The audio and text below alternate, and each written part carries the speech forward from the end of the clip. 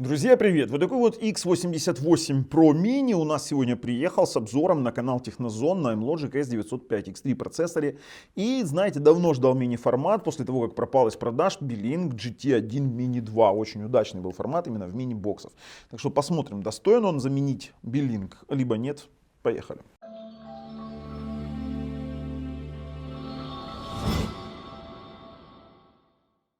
Знаете, какой он прикольненький, маленький и прикольненький. У него есть LAN RJ45, есть у него аудио-видео, HDMI, разъем питания, USB 3.0, USB 2.0 и разъем для TF-карт, уже заговариваюсь. Вообще он горячий, я его сейчас держу, и я это говорю не случайно, потому что мы его уже потестировали, и греется он достаточно сильно.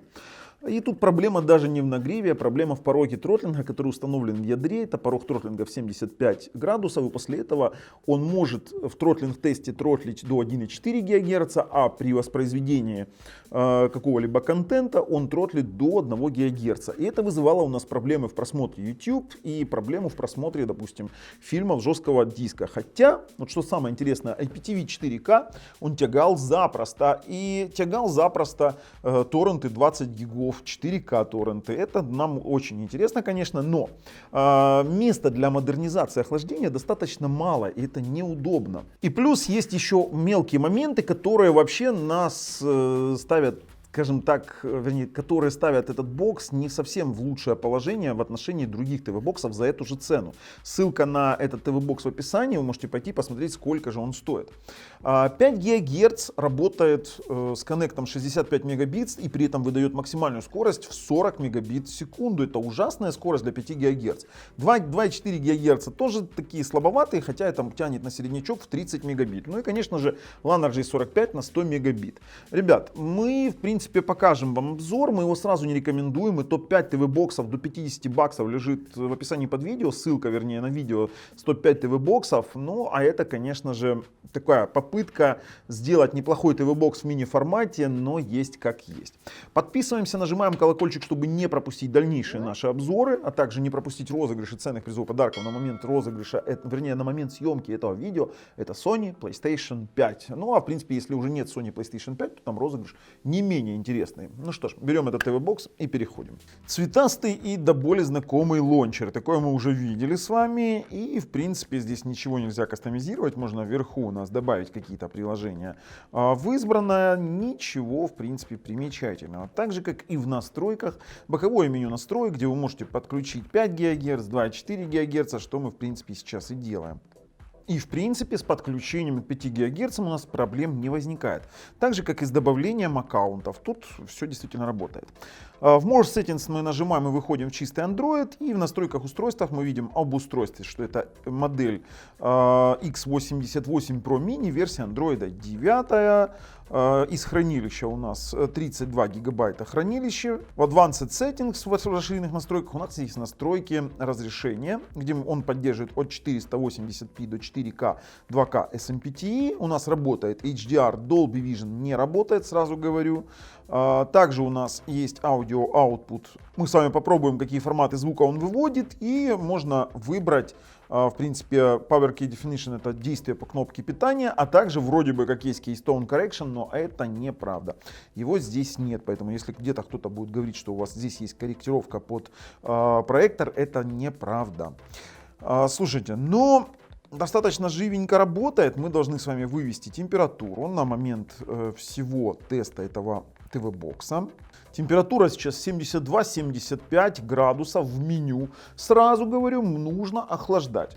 У нас есть Miracast. У меня смартфон OnePlus 8. Он может выводить свой экран как по Miracast, так и по Screencast. Мы сейчас включим Screencast и нажмем поиск. Так, заходим сюда в Miracast. К сожалению, нет, он увидел. Подождите, Android увидел?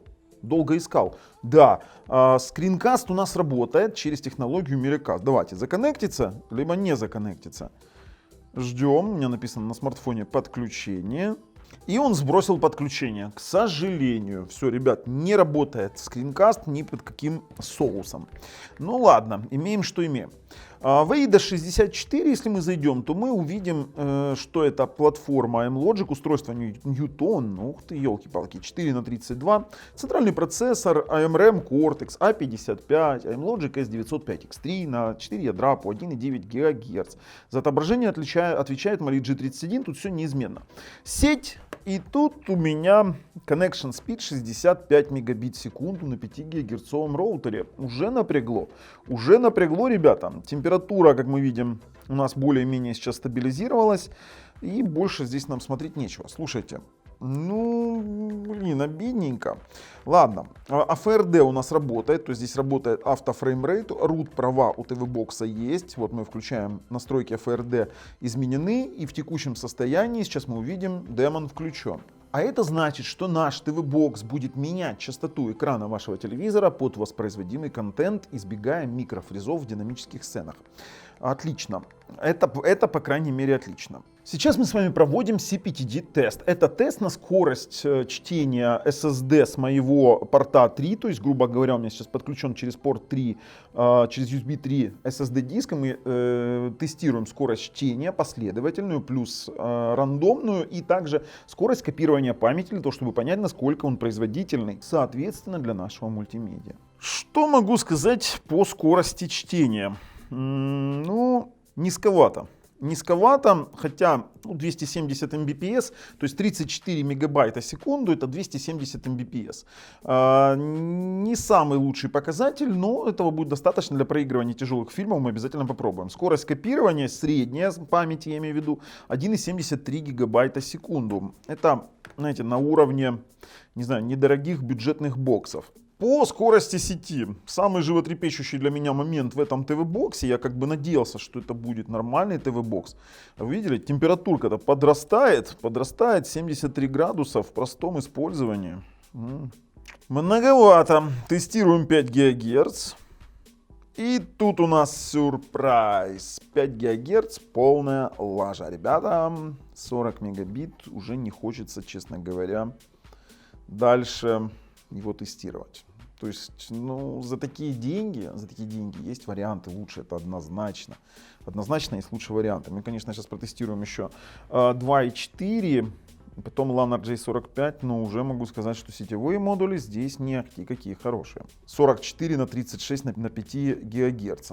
Вот пока я переключал на 2,4 ГГц, могу сразу сказать, что здесь нет шторки, но есть строка состояния, то есть вы можете быстро переключать между вашими приложениями. Давайте вот выберем спид-тест и стартанем 2,4 ГГц. То есть есть у нас внизу строка состояния. Вернее, строка навигации, как это называется правильно. Строка состояния это вверху. 2,4 ГГц показывают среднячковый результат примерно такой же, как 5 ГГц. То есть, почти 30 мегабит на загрузочку и почти 30 на выгрузку. Такое, ребят, не будем мы его рекомендовать, можете выключать сразу или посмотреть до конца теста. Подождите, еще тротлинг-тест будет. 76 градусов, и уже, я смотрю, у нас есть разность ядер по частоте, проскакивает. Подключаем сетевой кабель, тестируем на сетевушечке. Стартуем. Здесь должна быть чистая сотка. 1000 мегабит здесь никто не обещал. В принципе, для чего на таком слабеньком боксе 1000 мегабит? Да, стабильная сотка 94 на 93. Вот я сейчас, давайте, насколько моя проницательность? На 92,3. На 93, как я и говорил. Даже почти 94, мама родная. Какой суперский бокс. Слушайте, по системщине я хочу еще провести тротлинг-тест. И будем наблюдать за частотами. Именно за частотами. График нас в данном случае не будет интересовать. Давайте стартуем и перейдем вниз. Пускай там даже сразу провалится. Но я вам могу сказать, что он на старте уже затротлил до 1.5. Пожалуйста, мы видим 1.4. То есть бокс конкретно тротлит. Даже на старте. То есть он сейчас должен показывать 1.9 ГГц. А он показывает уже 1.5. То есть это значит, что он при воздействии температуры повышенной, он снизил свою частоту, чтобы не допустить перегрева. По крайней мере, здесь установлен такой порог тротлинга. Хотя, честно вам говорю, AMLogic процессор могли бы спокойно поднимать порог тротлинга до 80-85. Все зависит от тех компонентов, которые установлены в данном ТВ-боксе. А в данном случае модуль здесь не самый лучший, Wi-Fi я имею в виду. 1.5 ГГц. Пусть тестируется, и будем потом переходить к мультимедийным возможностям. Ну что, у нас он почти заканчивается, уже сменяется не одна страничка. Я вам могу сказать, что температура максимально 76 градусов, и он затротлил до 1,5, падает до 1,4, и вот колеблется 1,4, 1,5. По факту он тротлит на 21% своей производительности. Поехали дальше. При оценке игровой производительности мы использовали 3D Mark и получили не совсем максимальные результаты, которые можно было получить от 905 X3 процессора. Это iStorm Unlimited 8800 баллов и iStorm Extreme 5225. И если iStorm Extreme 5225 вкладывается в средние показатели, то iStorm Unlimited ниже процентов на 15-20, чем у остальных процессоров на 905 X3. Ну, до 20 в зависимости от самого теста и того, как он тротлит, от температуры. Воспроизводим через стоковый проигрыватель фильм, давайте, Gemini Man на 68 гигабайт. Обязательно. Почему? Потому что нужно понимать, сможет ли он декодировать такой фильм с жесткого диска. Но он, в принципе, это запросто делает. В принципе, он это запросто делает. Правда, с какими-то дерганиями мелкими. Почему-то дергает. Странно. А он затротлил, понятно. Смотрите. Он затротлил до 1000 мегагерц. 78 градусов. Он сильно нагрелся, и он реально сейчас начал тормозить. Здесь основная проблема данного ТВ-бокса это то, что он сильно тротлит. Это вот невероятно. Поэтому, в принципе, онлайн мы еще, конечно, потестируем. Игровые возможности игры мы на нем тестировать не будем. Тут как бы он слишком горячий. Нет размаха для модернизации как таковой. Пробуем 4К 60 FPS ролики. Это мои ролики, которые я снимал сам. Давайте выставим принудительно 4К. 4К и выставим диагностическое окно. Ой, куда ж тебя понесло? Как-то странно YouTube работает, конечно. И выставим статистику для админов. Ну, есть стартовые дропы. В принципе, он воспроизводит отлично 4К 60 FPS. YouTube без... с замечаниями. Знаете, что самое интересное? Дропы он не показывает, но почему-то он это все воспроизводит с рывками. Это 60-кадровый ролик. Данное видео тоже 60-кадровое. И у нас не должно было быть рывков как таковых вообще. Визуальных, я имею в виду. Оно рывками идет. Вот давайте на динамической сцене. Здесь автофреймрейт ни при чем, потому что 60 на 60 он должен вписываться в это дело. Вот давайте с самого начала еще раз. Вот оно пошло, оно протормаживает. Оно конкретно тормозит. Ох, я думал, что это из-за тротлинга. 1000 Гц конкретно без охлаждения его использовать нельзя. Ребят, я думаю, что данный ТВ-бокс, я понимаю, что многие из вас сейчас напишут, ты его охлади. Я считаю, что за эти деньги я могу взять нечто, то, что не нужно охлаждать. Вот я считаю, что мы не должны покупать ТВ-боксы, которые нужно охлаждать, нужно дорабатывать. Они должны быть из коробки такие. То же самое мы сейчас используем IPTV. Давайте попробуем. IPTV должно пойти. Даже 1000 МГц его частоты должно хватать. Это в принципе 4К IPTV он декодирует. И вот для чего может хватать его конкретно сил, да, на 4К IPTV. Не более, не менее. Давайте выберем другой канал. Здесь у нас статичный канал, давайте Евроспорт. Слушайте, 4К IPTV у меня вопросов нет. Вот что есть, то есть. 77 градусов. Разогревается, зараза, разогревается. Ох, не знаю. Не хочу, конечно, больше его тестировать, но последнее, что запущу, это торрент, небольшой торрент. Ибо большой торрент, я думаю, что он сейчас не потянет с таким тротлингом. Действительно, до 1000 МГц падать в полной нагрузке, это жестко. Любой торрент выбираем. Давайте. Торренты. Пробуем 4К, конечно, замахнемся. Играть я точно на нем не буду. Вы ставьте там мне дизлайки. Не буду я на нем тестировать игры. Вот не буду. Он не для того. Вот 20-гиговый торрент. Он потянет. Он должен потянуть 20-гиговый торрент. Правда, на лане. На лане RJ45, потому что 5 ГГц здесь, откровенно говоря, очень плохой. Вот так вот. Давайте. 9, 3, 4. Вот нормальная скорость для 20-гигового торрента. Давай, пробуем. Через Vimeo Media Player. Вот должен потянуть.